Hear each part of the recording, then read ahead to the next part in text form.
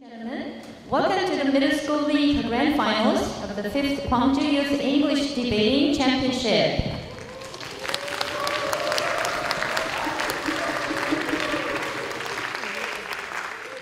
My name is Chu Kyung Park, chair of this Grand Finals, executive committee of this championship, and professor at Honam University in Gwangju.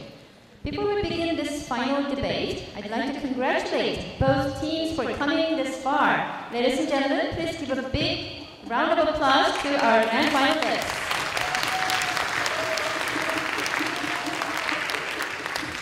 Thank you. Well, once again, the motion is, this House believes that all social network services should actively censor their contents. And without further ado, I'd like to welcome the Prime Minister to the podium.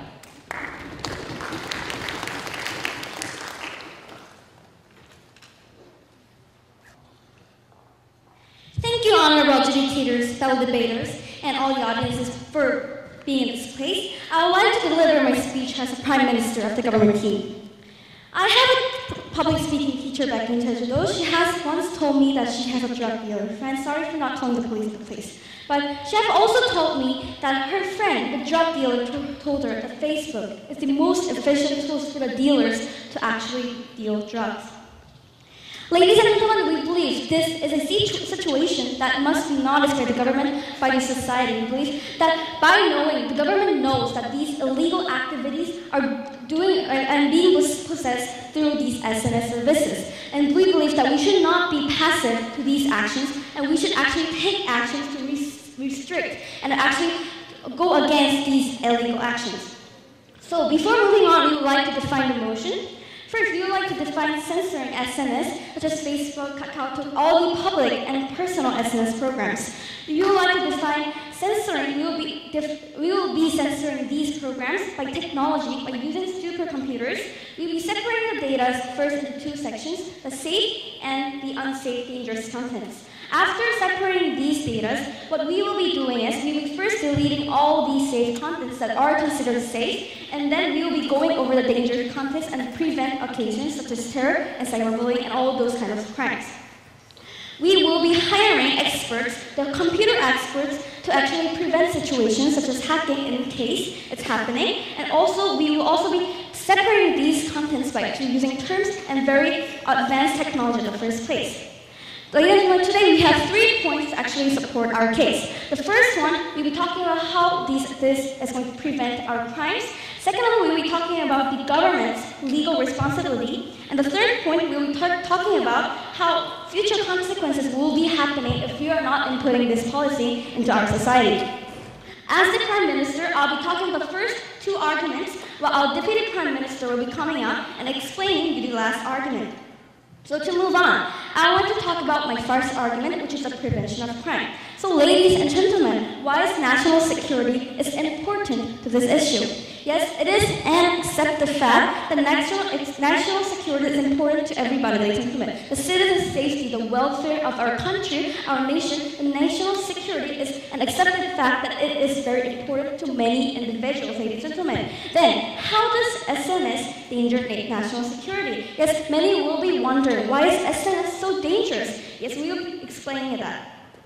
So, like, for example, in the Twitter, the jihads have been posting with 6 different languages to lure people into their terror group. As a result, 2,300 people were actually lured to this kind of action and was lured into their terror group, ladies and gentlemen. This is dangerous. These terrorists, these criminals of the cyber system, they could go up to these SNS and lure people with false lies, telling them something that is obviously not true. They will be potentially committing crimes. They could be endangering national security, ladies and gentlemen. This is true. Also, what they're going to be doing is that the other point of this argument is about the cyberbullying and cybercrime. For example, you might have known the celebrity Mrs. Choi. She has been the victim of this cyberbullying. They have been making very bad comments towards her actions, and leading for her to commit death of her life. She had been committing suicide. We believe that if the government has actively censored this kind of situation, we believe that this could have been prevented at the first place.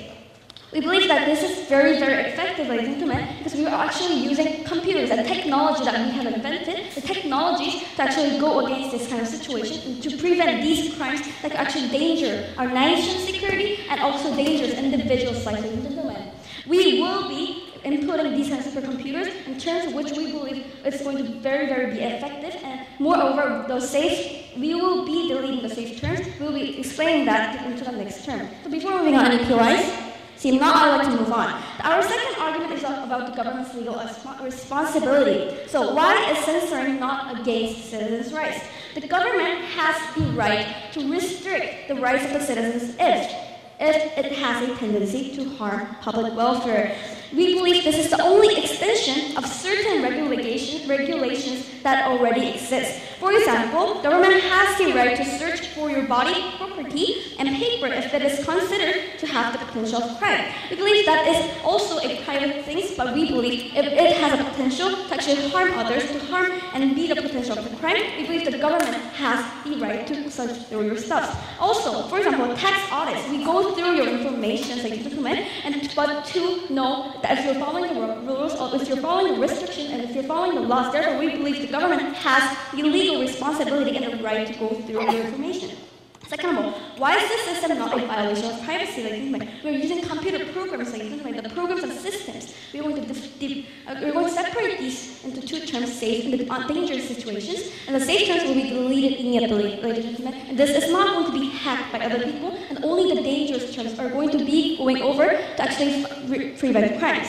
So, ladies and gentlemen, we, the government believes that this House believes that all social network services should be actively censored by the government to prevent crimes for your nation's security, your safety, your welfare, and to prevent cases of individuals' lives. And we believe that this is not actually violating the rights of the citizens. Thank you. Thank you, Prime Minister.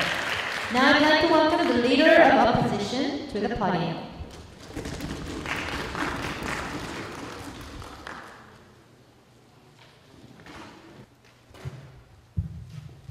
Well, Mr. Madam Speaker would think the individual's rights should be protected and not compromised with a clear legal apparatus. And even in the cases where there are to be limited, it should be only limited after the harms have been made, not before worrying about the potential harms. Especially for freedom of speech, would think it's a right that should be guaranteed for the development of our society generally. So this is the stance coming from the opposition, and it is for this reason that we're proud to oppose in today's motion. We have a total of 3 arguments. First of all, we would like to prove how the people have the freedom of speech. And second, we will prove how the company has its own right. And lastly, we would like to explain about words content. But before I go on to these substantives, I would like to go on to a few points of rebuttal. But listening very carefully to the government's speech, I found only one thing that they have been keep on repeating their whole entire 6 minutes. And that one thing is that because they're afraid of terrorists and criminals, and they're worried about their national security. But however, Mr. Speaker, we say that first of all, we do have the system in SNS systems already in the status quo. We have Facebook and KakaoTalk, which people could actually report comments when they want this particular comment to be deleted from their SNS accounts. And second of all, we don't want this to be deleted before people even have discourse or debates or even talk about whether it is actually right or wrong. And for these reasons, we're very proud to oppose. Now moving on to our argument, first of all, we would like to state that people have the freedom of speech. We think freedom of speech on SNS should be guaranteed, and this can be analyzed into 2 levels. First of all, SNS is a very private arena. It is designed for people to express their opinions and thoughts and to share their ideas with friends. In such arena, individual liberty should be guaranteed, and what they do or say should not be restricted. What they do or say is very personal and is different from a public figure doing it. We agree that perhaps rights can be limited to a certain extent, but only when it is harming others. For instance, when the contents like burning flag is uploaded on YouTube for all Muslims in the world to see.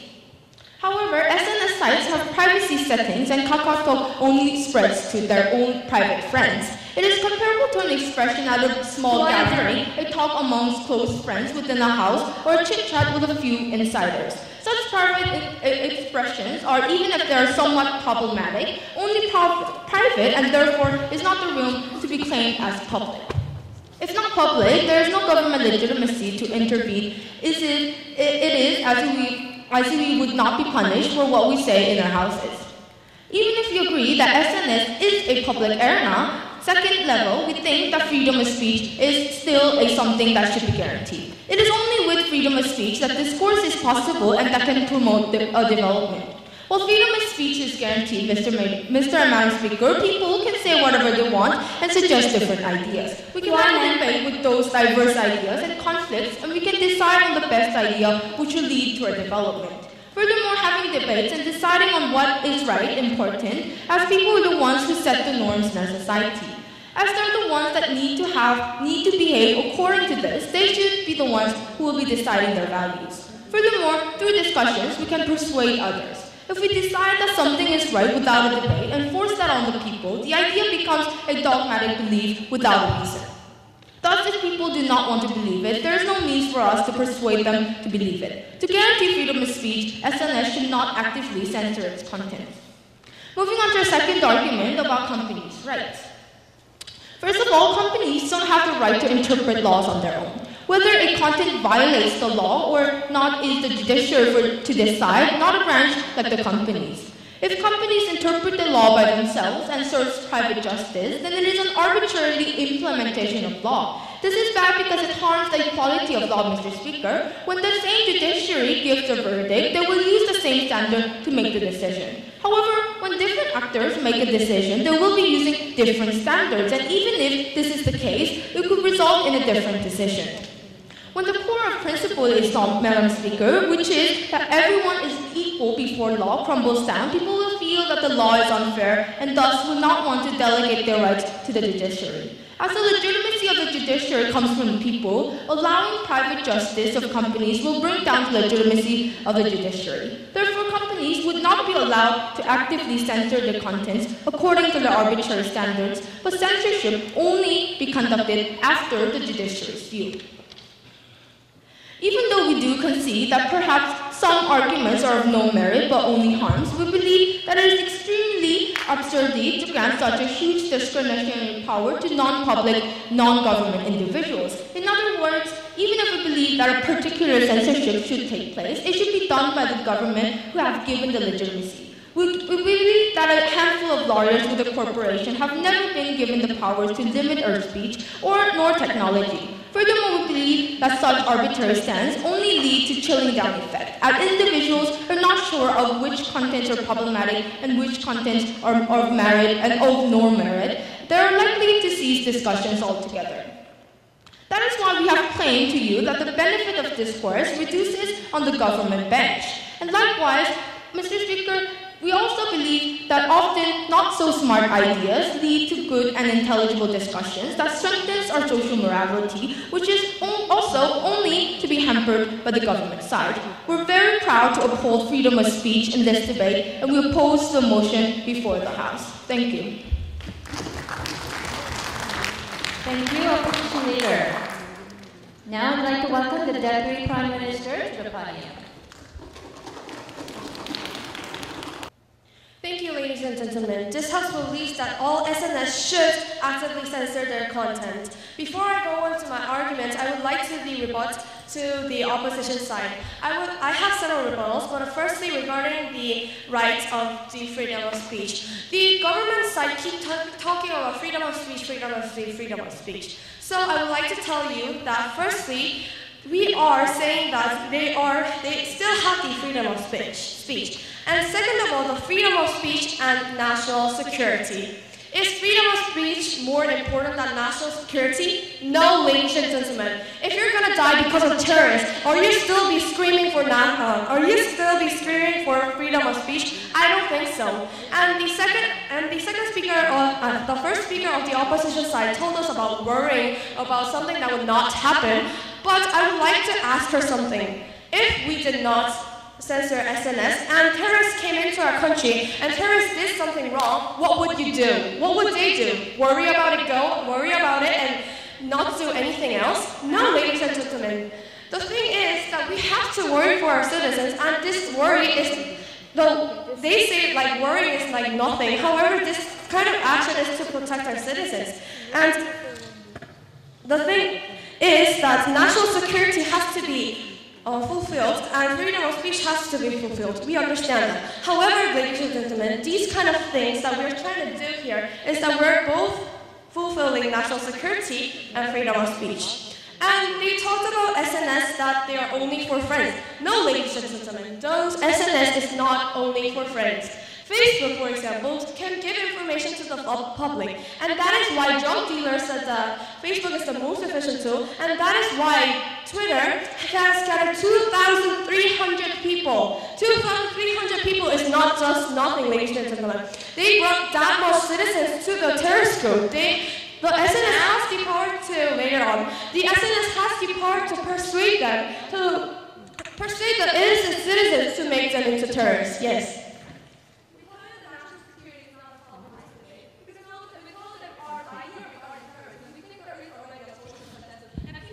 Yes, I understand that what you're talking about. Sit down, please. So the thing is, they keep saying that we already have a system of terrorists. But why? But why is these kind of stuff keep happening, ladies and gentlemen? Did you not see anything that we have told us? Did the opposition side? Did the opposite side did not hear anything about what we said? Even though they have the system, they were not able to prevent 2,300 people who went to the terrorist groups, ladies and gentlemen. They were not able to prevent that. So the thing is, we think that this is not enough and we need more policies. And that is why we argue that SNS should actively censor their content. Before going on NEP-wise, seeing none, I would like to go on to my arguments. My argument is about future consequences. As I said before, the opposition side is saying that we're worried about something that will not happen.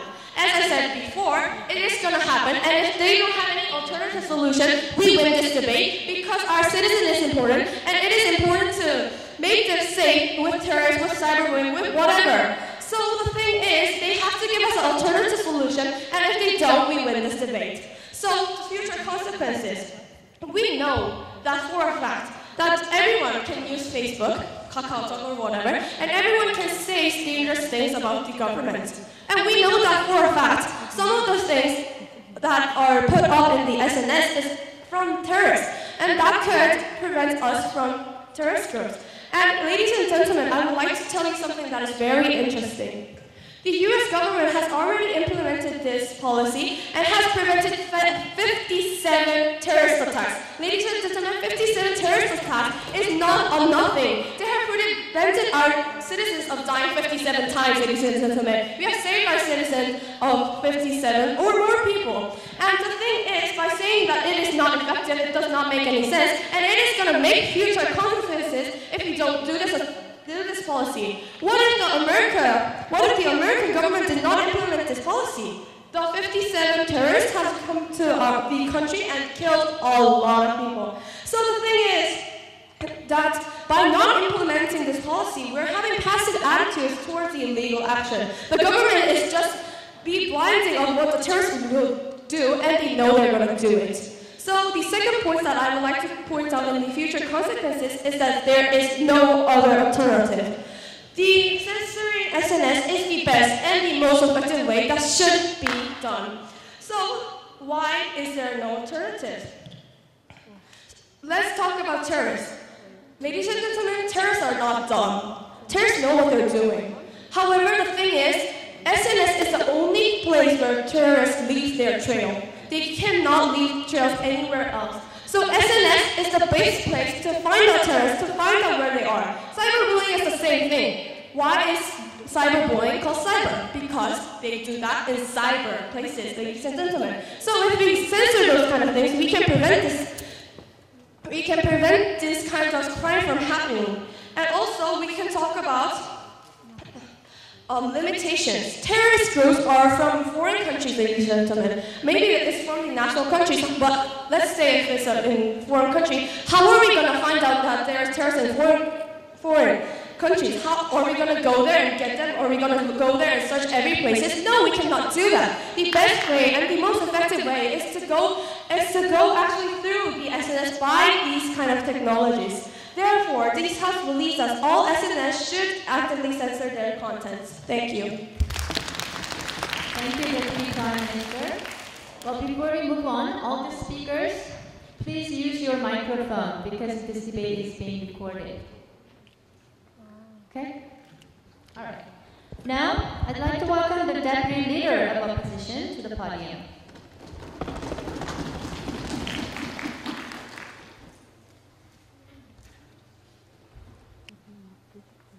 Mr. Madam Speaker, in order for the government side to win this debate, we believe the government side has to prove to us three things. First, prove to us why your benefit is mutually exclusive, because also in the status quo, under our opposition model, we think that preliminary measures in order to help save this national security and promote for national security is already being implemented. Second, we prove to us why actually censoring this information is actually a way to go for freedom of speech. Lastly, please prove to us why experts should be the one and not the legislative branch made by the citizen, Madam Speaker. So before moving on to the last substance of the opposition branch, let's move on to several rebuttals for the previous speaker. First, the previous speaker stated how SNS has a lot of influence. First, we think that SNS is a private area, just like a Kalata, because it's mostly the people's people, and we think it is an arena where we actually can interact with people by sending and conveying personal information. However, secondly, even if we concede to the fact that SNS is a public area, we think the issues regarding the government stance about national security, how it gives threat to national security, is invalid. Because we tell you that there is a social consensus among people that terrorism is something that is unjustifiable. We do not think it is actually realistic to believe, because suddenly terrorists actually have information on their Facebook does not mean that people will actually suddenly go on to advocate terrorism. We think there is a link missing between the government, and that's why we think that their ideas are invalid. Secondly, Bologna is actually a threat to national security. We prove to you that we will prove to you that our policy also supports national security. And secondly, why the government stance only exacerbates the problem in the status quo, Madam Speaker. We think that only what the government team is doing is radicalizing idea, because just like the government told you, we tell you that terrorism is not enough. We think if you censor this SNS program, then they will definitely go on to other alternatives in order to convey their information. Because we think that the purpose of the terrorism is not only to search and convey information on Facebook itself, we think there's other methods that the terrorism can send and actually threat national security. So you have to prove to us why SNS is the only method that the terrorists can convey meaning, because following the government plan, we think their benefit is not mutually exclusive. We tell you that once we have censor their internship and actually prohibit them from actually conveying this information to these people, we think we will actually radicalize. Because if you just oppress the ideological meaning of the terrorism, we think it would radicalize their idea and actually make their ideas more justifiable in order to attack these Western imperialism people. Also, we prove to you that the status quo is completely fine, Madam Speaker. We think the government, we have measures in order to protect terrorism. However, we think that the government is only exacerbating national security, and the fact that they're promoting that only their model can actually save national security is actually a valid argument. Also, we think that even if these terrorism is caused by this, we think your policy cannot actually solve the problem. Because if you make the ideas actually hidden underground without any reason why you actually convey them, Madam Speaker, we think it actually gives a threat to these people, because these people become radicalized and their ideas have been censored, and they will actually search for certain black markets or other illegal activities in the status quo. It will only increase illegal activities in the status quo. Also, the fact that the government team is proposing this motion by giving that we're proposing this model based on these experts.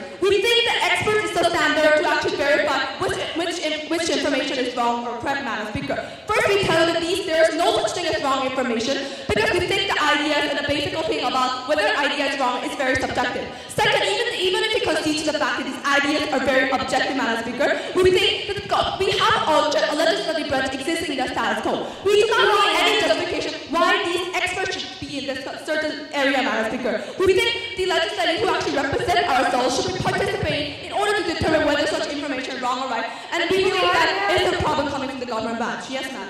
You said that you have no problem with the status quo, but how are you going to explain the 2,300 people and the 57 terrorists? Madam Speaker, we told you that the national security problem is not actually solved under your status, because the reason why we actually have been able to deter terrorism, not because we actually censored SNS programs, Madam Speaker. We think the reason is because we have preliminary measures in order to prevent these terrorism from expanding. We believe that it was helped with the military force, Madam Speaker. Now, moving on to the last substance of the opposition branch. Freedom of speech is something important, and both sides seem to agree on that. What we told you is that even freedom of speech can be limited, it shouldn't be limited limited by the SNS companies, and that it should be limited at the cost of the companies. But furthermore, in my speech, I will tell you how censorship only leads to content SNS, thereby increasing the harm by the minorities. Argument 3, how it creates worse contents.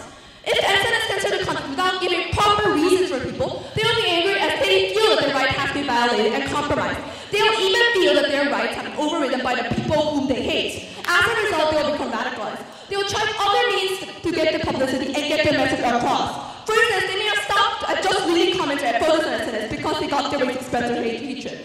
However, if their means actually express their hatred and SNS is prohibited, they may look for other means, such as attacking people in real life or trying to be on the news. What is worse is that these actions will be difficult to stop. This is because these people think they have the justification to act violently. This will be seen as martyrs who fight for the freedom of their groups. Therefore, it will become more difficult to persuade them.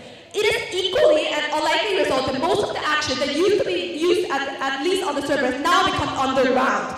What we have observed in the states with heavy censorship, as well as arbitrary censorship, as in the case of the government stance today, was an aversive idea simply changed and harder to monitor. Since it is likely that people with similar thoughts and will be gathered in such websites and other illegal communions, it's only likely to increase the amount of hatred as well as wrong ideas which are not allowed to speak in the public. We believe that in countering these wrong materials, the best way is to believe in the society part of reason and therefore allow these wrong materials to be made in public. Only by then we can actually get this set of ideals to be well guided for the public discourse and nationalities. In other words, the government's proposal is only shifting the channel of wrong ideas expression to a more exclusive and more unexposed avenues. The ideas are still there if not exposed. Clearly what the SNS did to reduce harm to the people would only increase the harm at the end of the day today. These four colonies are extremely proud to pose. Thank you. Thank you, Deputy Leader of Opposition. Now the next speaker is the Government Whip. Please welcome him to the podium. Thank you, honorable adjudicators and ladies and gentlemen. This is the Government Whip, and this House will actively censor social networking services today. Ladies and gentlemen, we all have rights, that is true. And I have the right to debate, and I have the right to what I say in here right now, if that is legal in the Constitution. And if what I'm saying right now is endangering us, it is making us to feel threatened, it is the government's duty to stop these actions before people are dying out on the streets, ladies and gentlemen. And it is our clear stance that the national security is a prerequisite of whatever they say in this debate today. Now, I have four clashes to present in this debate, which is first of all, the matter of freedom of speech. Second of all, the effectivity of social networking services censoring. Third of all, the preview of the society when after the policy is in effect or not. And lastly, the main actor of the censoring. Now, onwards to the first clash, the freedom of speech. Ladies and gentlemen, there keeps saying today, especially the Prime Minister, is keeps saying today about the freedom of speech. Yes, freedom of speech should be provided. That is absolutely true. However, ladies and gentlemen, if that freedom of speech is being violated and it is being misused, the government cannot just stand here and watch them. What we need to do is that they should, first of all, if they want to be provided with their freedom of speech, they should say legal matters at the first place and not let people go into another terrorist groups at the first place, ladies and gentlemen. And they should be legal. And if they're legal, we will provide them with that freedom of speech. That is what we keep saying, and they're just not listening and blocking their ears right now. No, thank you, man. And also, with this in effect, what we can see is that these freedom of speech, if they're manipulated by others, there is consequences that is not irreversible, and it is the absolute government stance that we should be able to prevent them by censoring these in the government level. And onwards, the second class, the effectivity of social networking services censoring. Ladies and gentlemen, when we were defining the clash, when we were defining this motion, we have already stated how we will actively censor, and they gave an alternate solution, which is by letting people, others, to tell on the government or the company and if they are being bad or not being legal. However, ladies and gentlemen, it is not effective than what we have presented in this debate today.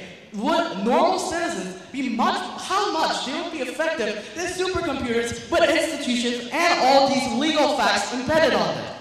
and in which the effectivity of social networking services censoring can be shown by the example of the United States. When the United States operated on their prison project, what happened is that 57 active terrorists who were trying to commit terrorism on New York, on Washington, D.C., on many different cities were captured by this social networking censoring services because of the fact that this censoring is highly effective when we follow these standards and when we follow the government definition in this debate. So before going on NPOIs, seeing none, I would like to go on to the third class, the society, the preview of this, no thank you, the preview of the society after the government policy is in effect or not.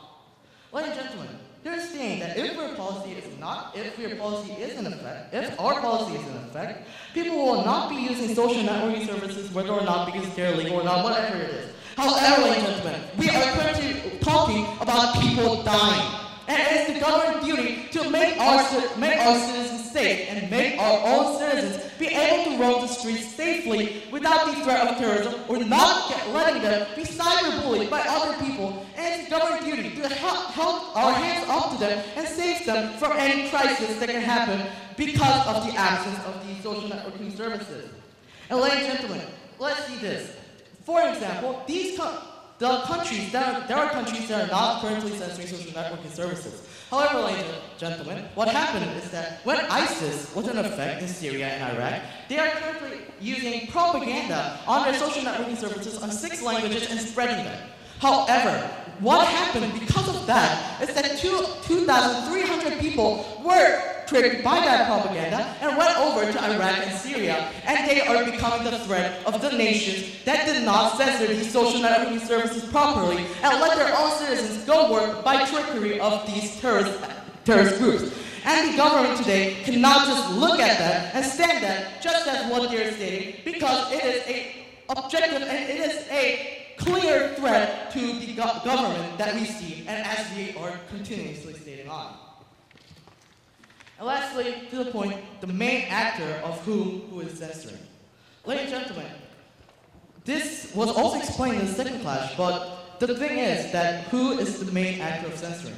The government is stating that the government, who know the law the most well, who are most adequate about knowing the law, should censor, and the opposition is saying that people or the company themselves should censor it like the current status quo. However, ladies and gentlemen, would they ever be better than the state-of-the-art technology that we will keep stating in our definition? And also, ladies and gentlemen, there's one fact that we need to be aware of. Twitter, Facebook, these social networking sites that we use, they are from other countries. And do American companies know well about the Korean law today? No, ladies and gentlemen. We have to see this in effect because they do not know about the Korean law, and it is the government's duty and the government who know well about whether it's legal or not and whether something is a threat or not. So, ladies and gentlemen, in today's debate, because of the concrete arguments that our team has stated and also the concrete rebuttals that we're giving, and with this in effect, the opposition team today has lost the lotto. Thank you very much. Thank you, Governor Whip. Now I'd like to welcome the opposition whip to the podium.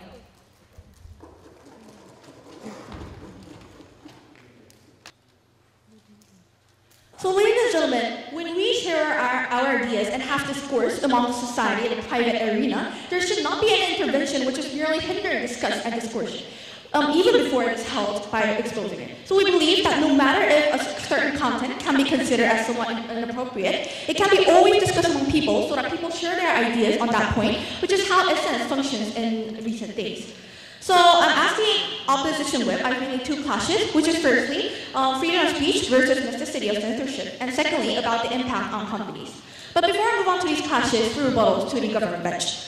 To begin with, we never thought that encouraging freedom of speech will lead to harm to the national security, ladies and gentlemen. This is a clear lie. We have social consensus among the society that terrorism should not be tolerated from the people, and that it doesn't mean that people will suddenly be persuaded and suddenly advocate terrorism just by the reason that these kind of contents are occurring in the SNS. So, but even if your policy is not, even if we believe that even if terrorism can be advocated by people, we believe that your policy is not the way to solve the problem. So when terrorists will find other ways to expand their, spread their beliefs and expand their stance, because they know that through the SNS, their content will be censored. Therefore, for that belief, they need to move into even more dangerous areas, such as the public arena, in order to spread their ideas and beliefs, which will even lead to more radicalization of the people. So, but even if this can solve the problem, they don't have any exclusive benefits from their policies. For these reasons, we believe that they cannot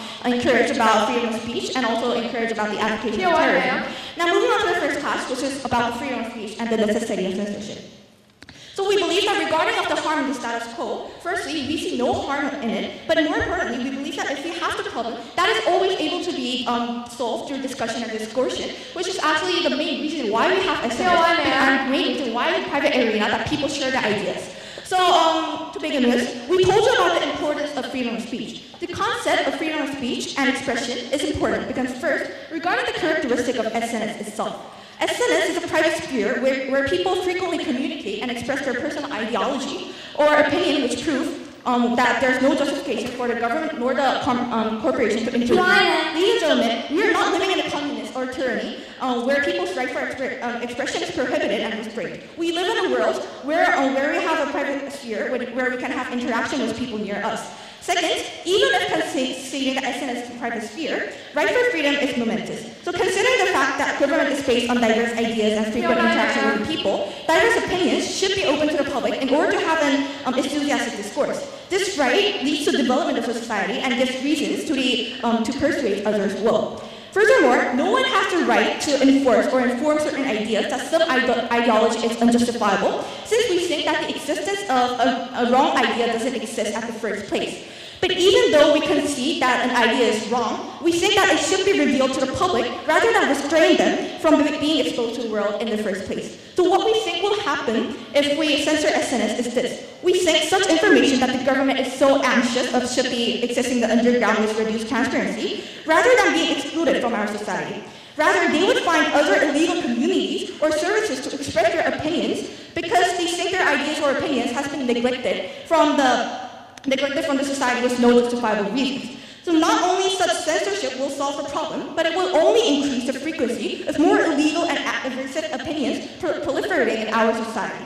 As team opposition, we think that such measures that the government is imposing today is extremely dangerous and especially dangerous, and they should be banned. So such important rights shouldn't be sacrificed for the potential harms that may or may not exist. We should only censor contents after there have been harms and do our best to find someone that was responsible to punish that person.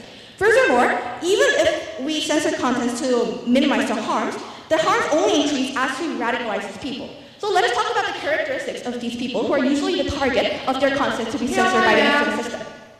So it is that they have their own strong ideology and do not know whether their ideology is moral or correct. That is why they justify violence. That is why they cannot admit the fact that wider content should be censored by the company without providing any reasons and justifiable things. So they never admit their wrongdoings, and now the government cannot stop them as they try to expand their arena in order to spread their ideas and beliefs, since the SNS is neglecting their ideas.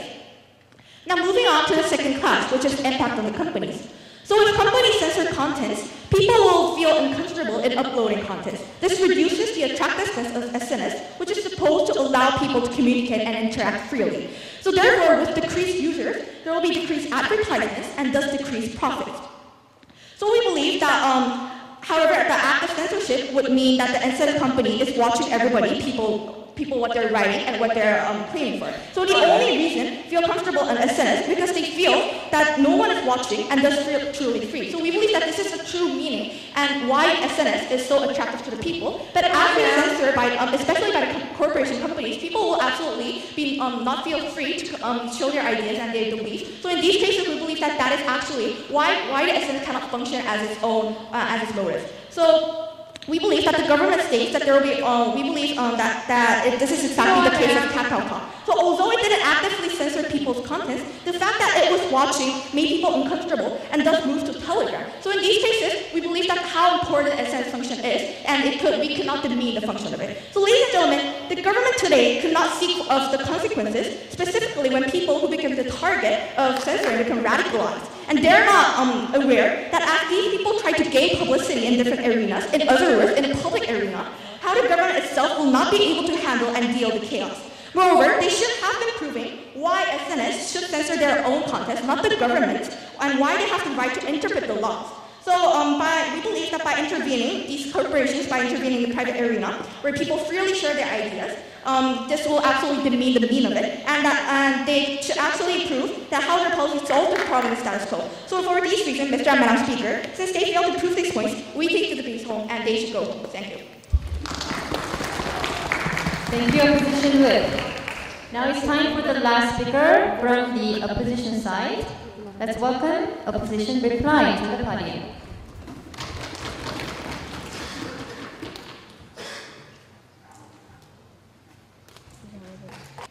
Mr. Madam Speaker, today we believe that the government side absolutely loses the day for the following two reasons, because they have not proved to us a lot of things. First, they actually have restricted the debate only to terrorism, Madam Speaker. We think there is a lot of information actually proliferating in the SNS program. We think it is not the terrorism that is only the problem, but we think that certain things, like actually minority discrimination, is also being a problem in the status quo. We think they have a limited debate, which is actually making it easier for them to win, Madam Speaker. Second, they have not proved to us and rebutted against the freedom of speech, and why we tell you that opening this discussion, opening information to the public actually solves the problem. So we think in order for the government or the opposition side, in order to win this debate, actually has to answer two questions.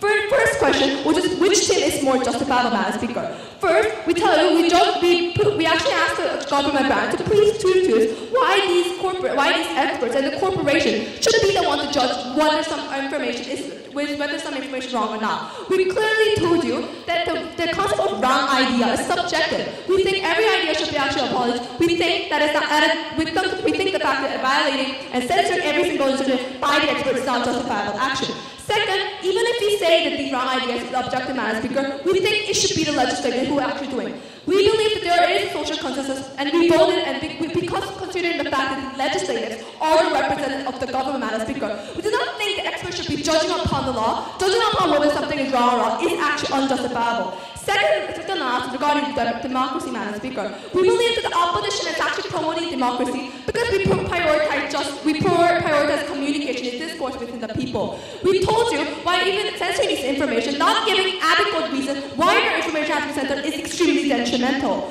We told you in a democratic nation, in order to solve some kind of problem, we think it's much more beneficial if we reveal to the public, and we think it will actually solve the problem, because through communication, we think that is the way to solve the fundamental problem. Third, we think regarding the importance of freedom of speech. We told you that regarding the characteristics of SNS, we proved why it's a private arena where we can actually convey private information, private opinions or private feelings of your close friends. Also, even if you acknowledge the fact that these SNS has a characteristic of public arena, we told you that the concern of the government branch, everything the government is talking about is about national security and how there's a threat to terrorism. But we already told you there's social consensus, and saying the fact that people will suddenly advocate for terrorism because there's just one piece of information regarding about terrorism will suddenly increase terrorism, and suddenly increase the people who advocate for terrorism. We told you that there is something that is absolutely nonsense. Now, regarding the second question, which side is actually effective in order to solve the fundamental problem, Madam Speaker? Both sides concede to the fact that every individual has a freedom of speech.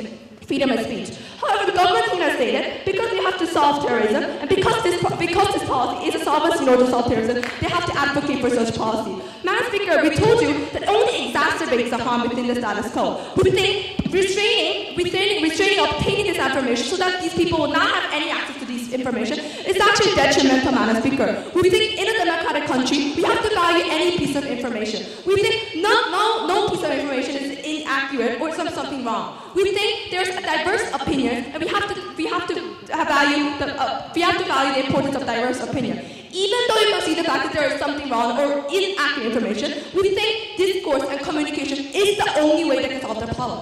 Even though the government seems to actually have a slight benefit regarding the direct effect, we think, considering the long-term effect and the fact that people are rational, we think we have to implement a status quo stance, which is more effective in solving the problem.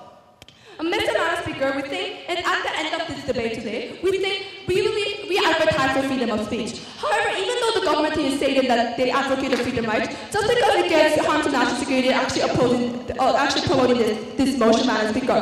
But we clearly told you that national security is not the only problem, and we told you how your stance actually exacerbates the national security problem, because it actually exacerbates the tendency of actually having terrorism because of reduced communication and because of reduced discourse. That for the following reason, we're extremely proud to pose. Thank you. Thank you. Now it's time for our very last speaker of this finals. Please welcome the government. There stands in one sentence. You fix the cages before and you fix the cages after you lose your cows. And currently means yes, what this means is they're trying to solve the situation after there are victims, after there are people who are facing death, after there are people facing crimes, ladies and gentlemen. And we believe that the government team is willing to actually prevent these situations at the first place. So we have several reasons why we strongly believe that the government team has taken the debate home. Yes, first, they have shown us an alternative. They have told us that the status quo is absolutely fine the way it is. However, we certainly disagree. That is an already happening situation. There is a status quo where people can go and call for censorship. However, that is not working in the first place. First, because there are people who are still trying to violate those kind of rights. There are people who are trying to do terrorism through internet. There are people, like 2,300 people, luring those people into their terror groups, which is a very tangible testimony which shows that the status quo is not working properly. Second of all, they have told us how normal people can also judge upon what is right or wrong. However, what we believe that is not true. The normal people, they are not objective when they are calling for censorship. Just for example, just because she hates him, she might be calling for censorship, and we believe this is going to create disorders and very much confusions among the status quo. And so we have provided you a different kind of solution, which is the computers. We're going to divide it into two sections, the safe sections, the very dangerous sections. And we believe that this is the most objective and most good tool and most effective tool for actually preventing these kind of occasions. Fourth, the reason why their alternative is not going to work in the first place, because we have told you guys, because they have told us that SNS is a private area. We believe it's public, but what if it is public? If it is a private area? If it is a private area, their alternative is not going to work in the first place, because since it is so personal, there aren't going to be people who are actually calling for censorship. So even though if they heard something wrong, if something is very not good, something that is very dangerous, even if they go and call for censor in the first place, they are going to hear it, they are going to feel bad about it, they're going to be feeling sad about their crime, they are going to go and commit suicide if it's really that severe. We believe that is the action after the victims are created, and we believe that is absolutely immoral to actually first look at the victims and make the victims, and after doing whatever we want to do. I believe we have to first prevent it before it happens. So the second reason why we believe that the government team has successfully taken the debate home is the privacy. They have told us it is so private that we should also keep our privacy and right of privacy. But we believe that the censorships are being done only when it's considered dangerous. Yes, we also believe the ideas, the persuasions are very important, and I really do love great ideas. However, when we have stated that it's only going to be censored when we are considering as dangerous to nations, or actually harming one side, or actually endangering one side. So we believe that is not the case. The fourth one, they said the people already know if it's wrong. They know that it's not going to be persuasive. They should not be persuaded. But how are they going to explain the situations where 2,300 people, 2,300 people were persuaded and lured into those terrorist groups? Don't you think that they also have thought about how they will find other ways to go and do terrorists, like in public areas? However, we have police officers who are going to prevent those kind of occasions. If they are willing to go to public areas to go and send out their ideas, we do have police officers. Wow, police officers who are going to go to those places, actually censor those kind of actions. We are going to prevent those people spreading bad ideas to our own citizens, ladies and gentlemen. We don't want our victims, we don't want any more victims due to cyberbullying. We don't want any more terrorists going on due to these cybers. We want to prevent those occasions at the first place. We are not going to take the stance as the opposition team is willing to. We are not going to fix these cages after our cows are going to be running away. We will be fixing these cages before handling it. We won't be losing our cows. We won't be losing our safety of our nation. Thank you. Thank you very much. And this is the end of the grand finals. Ladies and gentlemen, please join me in congratulating them on their successful debate with a round of applause. All speakers may now cross the floor and shake hands.